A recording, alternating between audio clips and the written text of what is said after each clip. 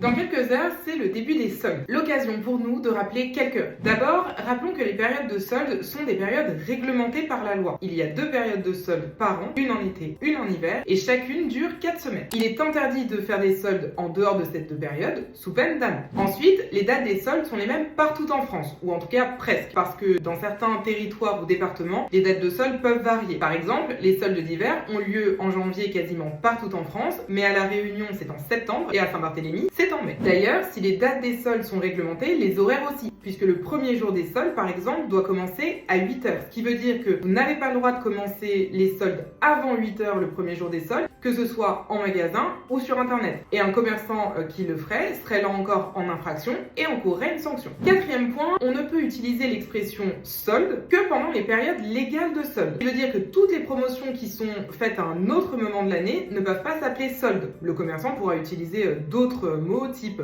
promotion, réduction, remise, etc.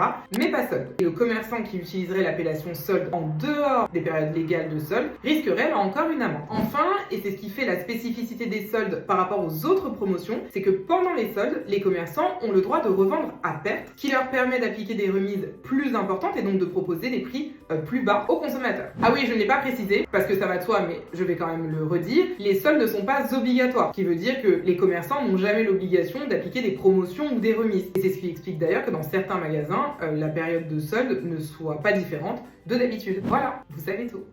Ou presque.